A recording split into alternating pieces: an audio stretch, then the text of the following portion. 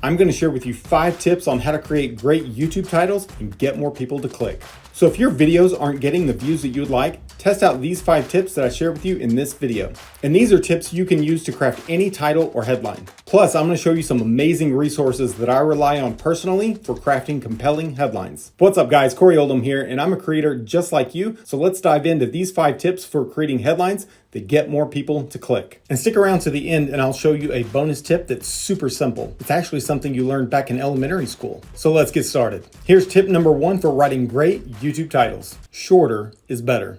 Now, you can still do great with a longer title according to YouTube's algorithm, but remember this, people's attention span can be short when they're looking for the next video to watch, and they may just scan through the first couple of words of your title anyway. So keeping it short and to the point can go a long way in getting a person to click, rather than getting overwhelmed by a long title and just moving on to the next video. Another thing you want to do when keeping your video title short is to avoid things like Vlog 133, my daily workout routine. Instead of starting with Vlog 133, put that at the end of your title instead, because the words you use first in your title matter the most, both to YouTube as well as your viewer. Now on to tip number 2, which is use tools to help you research. The tools you use to researching titles can be simple and a lot of times free, but spending the small amount of time that goes into researching titles can pay off big when it comes to views on your content. One tool that I like to use when coming up with titles is ChatGPT. Now disclaimer, I know that ChatGPT isn't necessarily research. The reason I like to use ChatGPT is because it can give me some out-of-the-box thinking when it comes to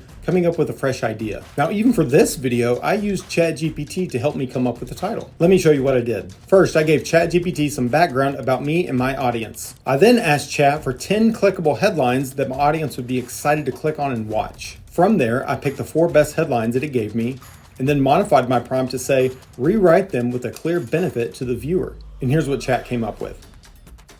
I then gave my last prompt, rewrite the headlines above with a 5th grade reading level, and this is what I got. I then took all these headlines over to a headline analyzer tool, which is a free tool at coschedule.com. I plugged each one in to see what would happen, and this particular headline scored the best. So I gave it my own personal touch, and then I used the headline. And for that headline analyzer, I use the free version. It works great. And it'll give you all kinds of feedback on every single detail for your headline. If you want to check it out, I've left a link in the description. Let's get to step 3, steer clear of insider language. You definitely want to steer clear of any insider language or jargon that your audience may not know. So what's an example of insider language? So an example could be, as a doctor, I may say, you have a subluxation at T1 and T2, coupled by a positive Z translation of your cervical spine. What the frig is that? Putting it more simply would be, you have a misalignment in your spine caused by your forward head posture, which is a lot easier to understand. But why would you, as a creator, want to stay away from insider language? And the reason why? A confused buyer says no, and a confused viewer says no as well, which means they'll simply move on to the next video that they do understand. And why would they do this? Because even on a subconscious level, we as human beings don't like it when we see something and don't understand. Even if we're looking on YouTube for an answer to a question. We want to be held by the hand and guided through the process, getting the answer to our question, which leads to the second half of this tip. Write your titles at a 4th to 5th grade level. Speaking at a 4th to 5th grade level will help you avoid the insider language and confusing your viewer. Now for tip number 4, understand your viewer's desire. For this, think from your viewer's perspective. What are their desires? What are their needs? What are their challenges? It was a book, Play Bigger, that said the one who can best articulate the problem, it is assumed they also have the best solution. So think about the problem or challenge that your viewer is facing and hit it head on. And in turn, you can also share a benefit in your YouTube title that addresses the problem or challenge that your audience is currently facing. Here's how I did it for this video.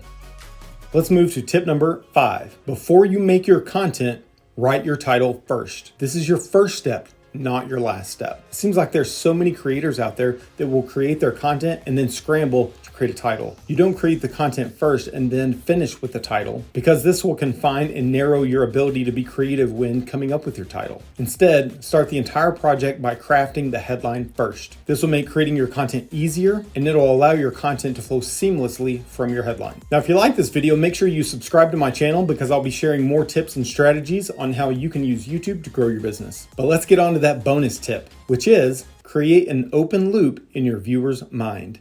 Now, what do I mean by that? I mean, ask a question.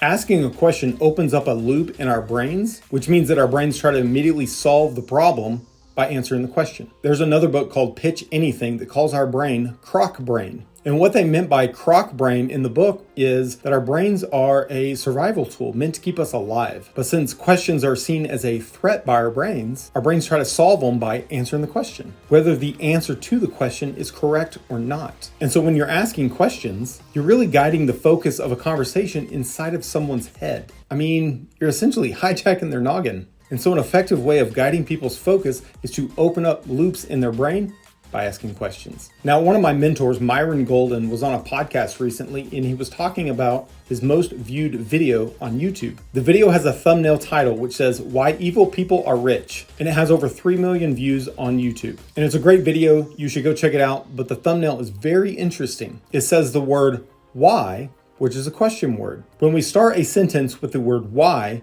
and then finish the sentence, it's usually a question.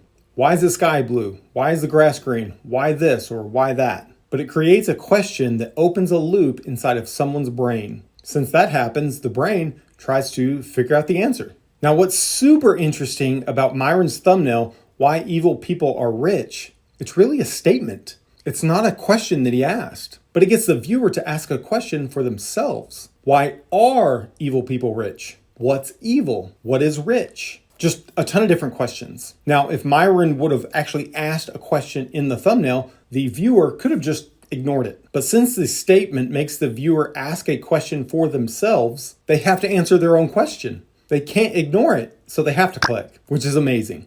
And the question word doesn't have to only be the word why. You can use others like how, who, what, where, or when. And you can remember most of these words by the questions answered by a birthday party invitation in elementary school. Who, what, when, where, and why. And we can even throw in the word how, but it works. And it's exactly what I did on the video that you're watching.